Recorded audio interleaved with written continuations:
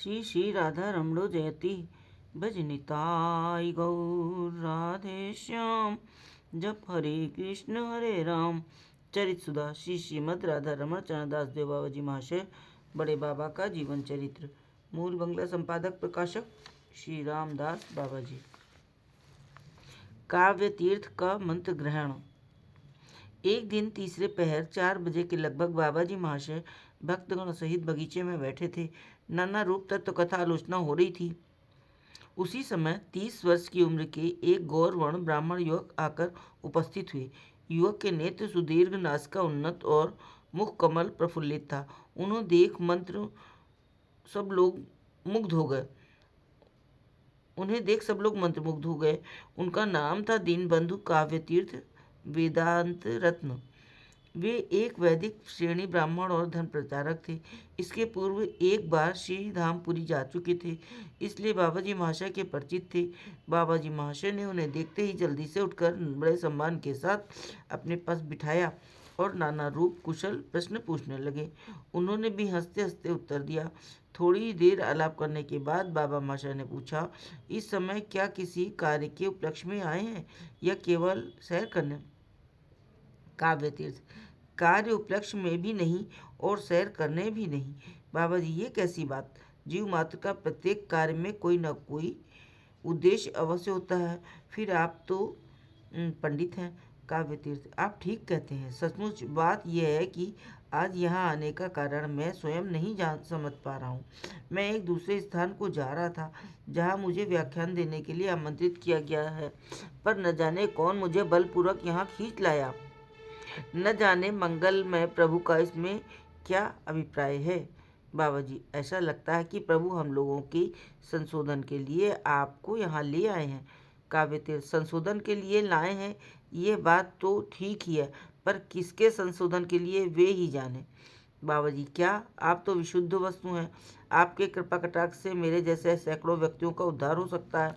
काव्य तीर्थ: जीवोद्धार का भार तो भगवान ने आपके ऊपर रखा है। मैं तो सांसारिक जीव ठहरा, दूसरों का उद्धार कैसे कर सकता हूँ? स्वयं सिद्ध कथम परान साधयति। बाबा जी, वो तो हम लोगों की बात है, आप तो नित्य मुक्त हैं। काव्य तीर्थ: जाने दीजिए, इस बहस में क्या रखा है। मेरा एक प्रश्न है, कृपा कर बताएं कि गुरुपद वाच्य कौन है। बाबा जी, आप पंडित हैं और सब कुछ जानते हैं, फिर भी मुझसे पूछ रहे हैं। भगवान ने कहा है, आचार्य माँ विजातीयान्न वमन्येत कर ही चित न मर्त्य बुद्ध वासुयेत सर्वदेव मयो गुरु। इस प्रकार के और भी अनेक शास्त्र वाक्य हैं जिनसे ये स्पष्ट है कि गुरु तत्व और भगवत तत्व एक ही हैं। काव्य तीर्थ: तब अलग से गुरु करने की क्या आवश्यकता है? बाबा जी, आचार्य रूप में भगवान ही होते हैं, ये आपने कैसे जाना? काव्य तीर्थ: शास्त्र प्रमाण से। बाबा जी, शास्त्र वाक्य आपने कैसे जाना? काव्य तीर्थ: लोक परंपरा से। बाबा जी, तब लोक परंपरा आपकी गुरु नहीं हुई क्या? विशेष रूप से ये विचार कर देखिए कि यदि जन्म के समय गुरु माँ के रूप में स्तनपान करने की शिक्षा न देते तो क्या आप जीवन धारण कर पाते? इसके पश्चात यदि माता पिता भाई बंधु के रूप में गुरुदेव प्रति मुहूर्त आपको शिक्षा न देते तो क्या आप अंधे और बहरे व्यक्ति की भांति मूर्ख न रह जाते? और आपका हाथ पकड़ के आपको काका गागा न सिखाते तो क्या आप शास्त्र शिक्षा प्राप्त कर सकते? इसलिए कहता हूँ कि प्रत्येक मुहूर्त में और प्रत्येक कार्य में हमें गुरु की आवश्यकता है। काव्य तीर्थ: वैष्णव शास्त्र में शिक्षा गुरु और दीक्षा गुरु दोनों का उल्लेख क्यों है? एक ही से तो काम चल सकता है। बाबा जी, क्या केवल वैष्णव शास्त्रों का ही ये मत है? दूसरे मत भी तो दोनों प्रकार के गुरुओं को मानते हैं। तंत्र मंत्र में जो गुरु और उपगुरु का विधान है वो भी तो शिक्षा गुरु और दीक्षा गुरु के समान ही है। दीक्षा गुरु एक के अतिरिक्त और नहीं हो सकते, पर शिक्षा गुरु तो अनंत होते हैं। शास्त्र में लिखा है, एकाक्षरम गुरुम मन्येत इत्यादि। काव्य तीर्थ: अच्छा, यदि जिसके निकट शास्त्र आदि अध्ययन किया हो उसे गुरु मान लिया, तब फिर मंत्र लेने की क्या आवश्यकता? बाबा जी, अनंत शास्त्रम बहुवेदित्यम वेदा विभिन्ना शुद्ध योर्विभिन्नः नासावृषिर्यस्य मतं न भिन्नम् धर्मस्य तत्त्वं नेतं गुहायां महाजनो येन गतः स पंथः।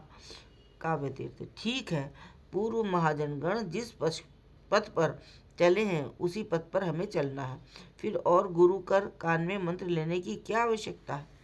बाबा जी, दक्ष, पराशर, व्यास, नारद, वशिष्ठ, याज्ञवल्क्य, मनु इत्यादि सभी महाजनों के मत पृथक पृथक हैं।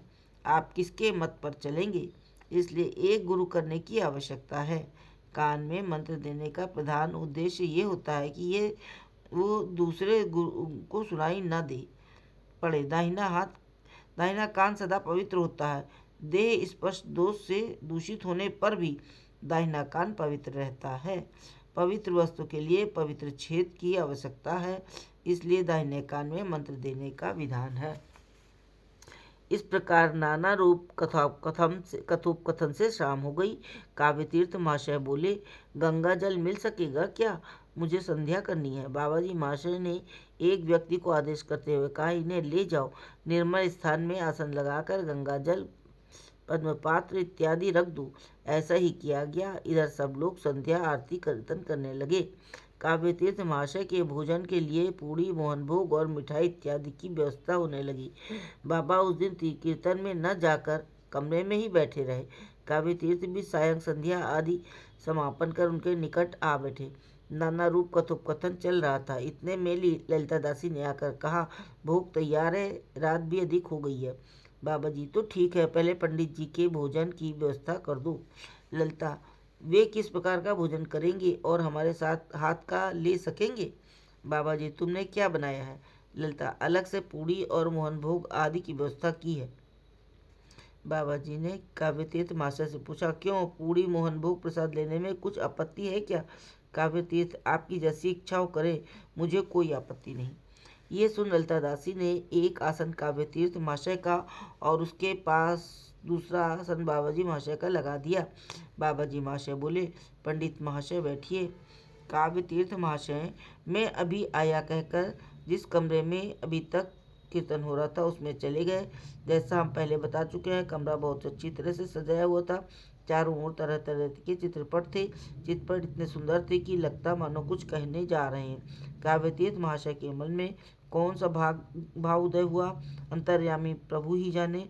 वे पंच तत्व के चित्रपट के सामने खड़े होकर अपना बनाया हुआ ये पद गाने लगे। ओहे दीन दयामय विपद बारन दीन दुखहारी, ऐ अनुकूल सागरे आमर नाई अन्य कांडारी। बड़ भय अंतरे पड़े छे फापरे, तुम्ही दया करो दाओ आमारे अभय पद तरी। तनु पापे भारी ताई भय मरी, देख अकाल बातास हच्छे हुताश बुझी डूबे मरी। आमर साधे वादी रिपु छाए जनवादी, ताहे पदे पदे विपदे विपद बाधे से भय मने करी। आर भावा ऊना भवेर कुभावना, आमी भेवे भेवे हलाम सारा तोमाए परिहरी। एक बार सहज भाव से पद गाया, दूसरी बार बहुत विकल भाव से गाते गाते नृत्य करने लगे। बाबा जी महाशय उस आसन पर ही बैठे थे। वे बीच बीच में कंपायमान होने लगते थे। इधर काव्य तीर्थ महाशय ठीक बालक की तरह उच्च स्वर से रो रो कर गान में नाना प्रकार के आखर दे रहे थे। आखर का भाव उनके अपने प्रति कुछ इस प्रकार का था, हे प्रभु, मुझे इतने दिन वृथा संसार में चक्कर लगवाया है, आज गुरु रूप में कृपा कर हृदय का संशय मिटा दो, इत्यादि। धीरे धीरे वे इतने विह्वल हो गए कि भूमि पर लोटपोट होने लगे। बाबा महाशय उनके भाव को देखकर उन्हें स्थिर करने के उद्देश्य से उनके पास जाकर खड़े हो गए। दूसरे लोग भी वहां आकर काव्यतीर्थ महाशय के साथ पद गाने लगे। काव्यतीर्थ महाशय एकदम अचैतन्य अवस्था में भूमि पर गिर पड़े। थोड़ी देर पश्चात बाबा जी महाशय ने उनके सीने पर हाथ रखा। इनका स्पर्श पाते ही वे ओंकार मारकर और उनके चरण पकड़कर रोने लगे। वे केवल यही कहते थे, गुरुदेव कृपा करो, दिन बीत गए, मैं बड़ा अभिमानी हूँ। उनकी व्याकुलता देख बाबा जी महाशय ने उन्हें उठाकर सीने से लगा लिया। फिर भी वे स्थिर न हो सके और कहने लगे, प्रभु, मेरे कान में मंत्र प्रदान कर मेरी मनोवासना पूर्ण कीजिए। मैं आपके चरणों में बिक चुका हूँ, बस आज से मैं आपका हूँ, आपकी जो इच्छा हो करें। इतना कह वे फिर रोने लगे। उनका रोना प्रेम विवलता और आत्मसमर्पण देख सब विवल हो गए। नवदीप दादा बालक की भांति हा निताई कह रोने लगे। बाबा जी महाशय ने उन्हें फिर से आलिंगन कर कान में मंत्र प्रदान किया। मंत्र का एक एक वर्ण जैसे उनके कान में प्रवेश करता था, उनके सर्वांग में पुलक और कंप होता था और अश्रु जल से वक्षस्थल भीग जाता था। मंत्र प्रदान कर जैसे ही उन्होंने पंडित जी से को छोड़ा, वे अचैतन्य होकर पृथ्वी पर गिर पड़े। उनके नेत्र स्थिर और शरीर निश्चल निस्पंद, भूमि पर गिर ठीक काष्ठ की मूर्ति के समान। इधर बाबा जी महाशय भी भावविवश थे, इसलिए सब लोग उन्हें पकड़कर बरामदे में ले गए। काव्यतीर्थ महाशय के पास 5-7 लोग नाम कर रहे थे। बाकी लोग बाबा जी महाशय के निकट बैठकर नाम कर रहे थे। बाबा जी महाशय के शरीर में जब कंप होता था, किसी की समर्थ नहीं थी जो उन्हें साध सकता। दांत इस प्रकार कांपते कि संगीगण को लगता जैसे उसी क्षण सारे दांत गिर पड़ेंगे। अंग में पुलक होता, तब ऐसा लगता जैसे शिमूल वृक्ष हो। वे मुद्रित नेत्र, गदगद कंठ और विलंबित स्वर से गोपी गोपी शब्द 5-7 मिनट तक उच्चारण करने के बाद कहने लगे, मैं गोपी हूँ, मैं गोपी हूँ। कंप किसी प्रकार कम नहीं होता था और न किसी प्रकार स्थिरता होती थी। सब लोग बहुत चिंतित थे। रात भी अधिक हो चली थी, इसलिए ललिता दासी रोते रोते नवदीप दादा से बोली, दादा अब आप बाबा जी महाशय को किसी प्रकार स्थित कर दें। यदि और थोड़ी देर उनकी ये अवस्था रही तो दांत सब निकट पड़ेंगे। नवदीप दादा ने सबकी व्याकुलता देख आंखें बंद कर थोड़ी देर के लिए कुछ ध्यान कर जैसे ही बाबा जी महाशय की पीठ पर हाथ रखा, वे जय निताय कहते हुए कुछ इस भाव से सचेत होते हुए दिखे जैसे वे कहाँ से कहाँ आ गए। नवदीप दादा ने उस कमरे में प्रवेश किया जहाँ काव्यतीर्थ महाशय अचेत होकर लेटे थे।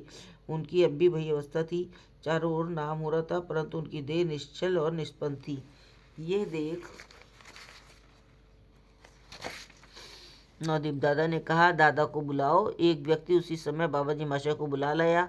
उनके आते नवदीप दादा ने उनका दाहिना चरण पकड़कर काव्यतीर्थ महाशय के सीने पर रख दिया। चरण का स्पर्श होते ही उनका देह स्पंदित हुआ। आंखों से प्रभु अश्रु प्रवाहित होने लगे। वे चरण पकड़कर नाना प्रकार की कातरोक्ति करने लगे। बाबा जी महाशय ने उन्हें उठाकर आलिंगन द्वारा स्वस्थ किया। तब नवदीप दादा बोले, रात्रि अधिक हो गई है, अब महाप्रसाद सेवन कर लिया जाए, कथा वार्ता पीछे होगी। काव्य तीर्थ, भाई आप लोग बहुत दिन गुरुदेव का प्रसाद ग्रहण करते करते उस महाप्रसाद की मूर्ति स्वरूप हो गए हैं। आप लोग परम सौभाग्यवान हैं। आप लोगों की कृपा से आज मुझे गुरुदेव का महाप्रसाद मिला है। आप लोग ऐसा आशीर्वाद करें कि सदा मेरे ऊपर किसी की ऐसी ही कृपा बनी रहे। मैं तो घोर अभिमानी व्यक्ति हूँ, दूसरे मुहूर्त में ही सब कुछ भूल जाऊँगा। आप लोग मुझे न भूलिएगा, यही मेरी प्रार्थना है। ये कहते कहते महाप्रसाद पाने के लिए काव्यतीर्थ ने बाबा जी महाशय के साथ गमन किया। पहले से ही दोनों के लिए अलग अलग आसन बिछे हुए थे। अपने अपने आसन पर दोनों बैठ गए। तब काव्यतीर्थ महाशय कातर स्वर से बोले, गुरुदेव मुझे इस प्रकार से वंचित क्यों किया?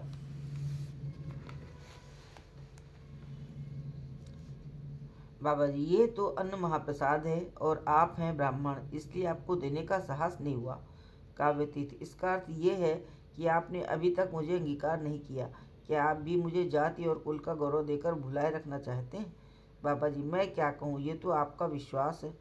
दोनों ने महाप्रसाद पाकर विश्राम किया। दूसरे दिन प्रातः उठकर जैसे ही काव्यतीर्थ महाशय बाबा जी महाशय से विदा लेने गए, वे बोले, देखिए आपके ऊपर नित्यानंद प्रभु ने कृपा की है, किंतु मेरा आपसे अनुरोध है कि आप इस घटना को गुप्त ही रखें और किसी के भी आगे प्रकाश न करें। काव्यतीर्थ महाशय ने जो आज्ञा कहकर और श्री चरणों में दंडवत प्रणाम कर स्नान किया। ललिता दासी ने बाबा जी महाशय से पूछा, पंडित महाशय से आपने इतने बड़े सौभाग्य की बात गोपन रखने को क्यों कहा? आप तो कहा करते हैं कि कपटता पाप का मूल है, तब आपने उन्हें ऐसा उपदेश क्यों किया? बाबा जी, इसका उत्तर मैं तुम्हें क्या दूं? कल रात काव्यतीर्थ महाशय के मन में संकल्प विकल्प हो रहे थे। यदि इस घटना का प्रचार हुआ तो शायद बहुत से लोग मेरे ऊपर कटाक्ष करेंगे, क्योंकि ब्राह्मण और पंडित होकर वैरागी गुरु करना शायद सबको अच्छा न लगे। क्या किया जाए और इनसे भी मैं इस बात को कैसे कहूँ? आप समझ लो कि मैंने उनसे क्यों ऐसे कहा। मानवीय व्यक्ति का मान रखना ही कर्तव्य है। तुम्हारे लिए क्या, तुम तो समझती हो कि किसी को अपने दल में मिला लेना ही सब कुछ है।